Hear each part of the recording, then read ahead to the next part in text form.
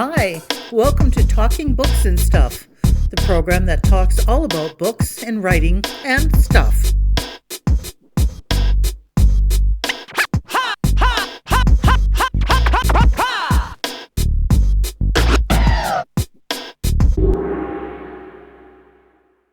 Here's your host, Dennis Rimmer.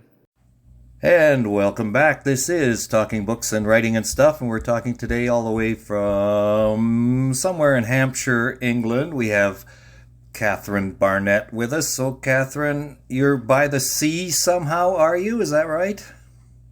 I am, yes. I am by the coast.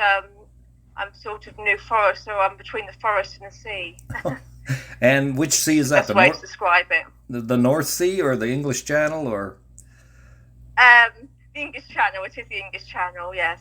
Gotcha. Okay, Kathryn Barnett is here. The book we're talking about is called Trust Me on This One, Emily. And the main character or situation, in my estimation, in the book Trust Me on This One, Emily by Kathryn Barnett is thalidomide. So what is thalidomide? Tell us about that.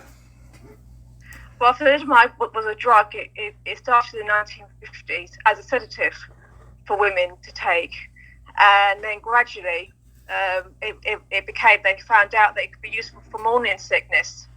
So then it was prescribed very heavily for morning sickness, but actually it was actually used in 45 different compounds, even in cough medicines as well. So it was huge, the actual scope of this substance. And then it turns out it wasn't a very good idea for pregnant women to have this. No, that's right. Unfortunately, the testing at the time didn't go into the effect it would have on an unborn baby. The research wasn't there at that time, and it was only later that they started to analyse the case and realise there was a connection with these children, with their birth defects and the drug their mothers took in pregnancy. Now, my sister was born in 1959, so thalidomide still in use around then, or yeah, I guess it was. Oh yes, definitely, yes, yeah. I don't think about the last case was probably about 1963. So yes, it did, yeah. I heard about it definitely. In the early 60s. Is it? It's not in use anymore, though, is it? I think it's still in use in Brazil and countries like that. That they do use it because it's been used for other skin conditions and different things over there, but certainly not in this country or Canada or the US or anywhere like that. No. So the book is Trust Me on This One, Emily. Now apparently she's talked into taking thalidomide. Is that right? Tell us the background story for Emily. Well, Emily's husband Lawrence, he's taken a job with Distillers, which is the company that the drug company in this country, he's in a new job. She's actually the daughter of a homeopath. Her father's given her some remedies, but maybe she hasn't taken many of them. And then her husband says, "It doesn't really work. You're better off with these pills. I've just worked for this company, and the research so far is good." And so she takes one. Under the persuasion of her husband, yes. And things didn't work out quite so well. No, they didn't work out quite so well. After Rex was born, the birth defects were, quite obvious, and the husband panicked, and the couple split, and she ends up taking the baby to her parents, for her parents to help her, because her father's a homeopath, and she believed that he could help actually raise the child. That was one thing that she wanted to do. She wanted to raise her son independently. So each chapter in the book has sort of an inspirational quote that opens it. So what prompted that? I just wanted to make the novel inspirational, as well as going into the story of thalidomide. I wanted it to be an inspirational story as well about Emily, about her courage to actually really take on the system and to actually raise a disabled child at a time when it wasn't common practice. So the quotes really gave the reader that kind of inspiration and also a bit of theme of what the chapter's about. And actually, let's go back a bit. What inspired the book itself? Well, it was a couple of things. First of all, I watched a an episode of called The Midwife, which is a very popular British TV show about midwifery in the 1950s and 60s. And the thalidomide story was actually featured on that. And I was actually quite hooked on the story of thalidomide. I knew some of it from school when I did childcare. And I started reading on it. And I thought perhaps I could write a story that actually goes on with the thalidomide story and actually sees these children growing up and what kind of life they have and the difficulties they face. And that sort of prompted me really to write the book. And it's been out for a couple of years. How is it doing for you?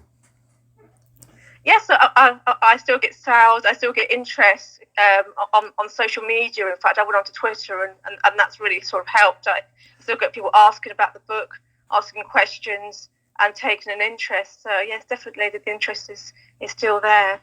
Now tell us about the publisher, Cactus Rain. How did you reach them? I was just doing research on who might be a match for my book.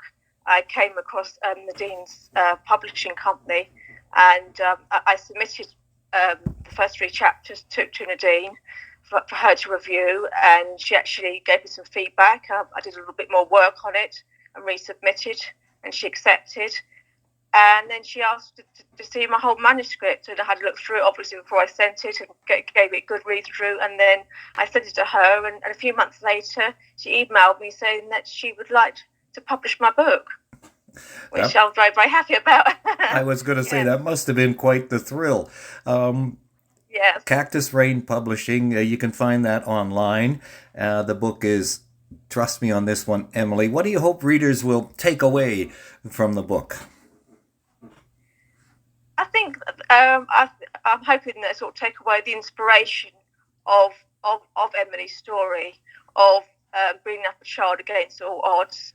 Also, I'd like the reader to know a little bit about thalidomide. I think it's an important story and part of our history on drugs and on the change in regulation and what happens, and also a little bit of homeopathy as well, to look at how different forms of medicine can work together.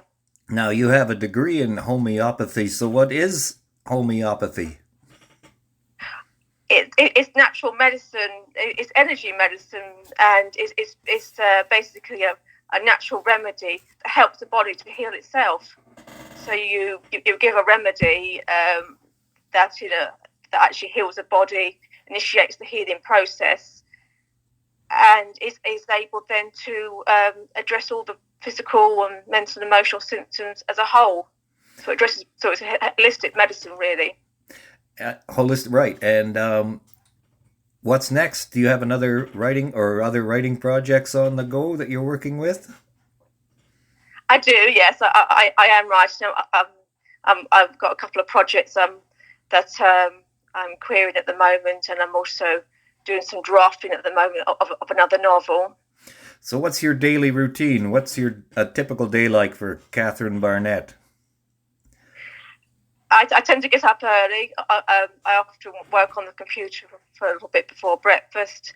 I do the morning more of a morning writer. I like to go to my local coffee shop and write, and also like to write by the sea. So I do like to travel. Have a notebook, will travel, I think is my philosophy. And your Brighton is near and dear to your heart, is that right? Actually, it's somewhere I visited, but I set the novel there because I knew as I was writing it, I was going to be writing about homeopathy, and I was writing about homeopathy in the 1960s, and I had this idea that in the 1960s homeopathy will be more popular in somewhere like Brighton that has this kind of bohemian vibe to it. So that's why I chose that setting.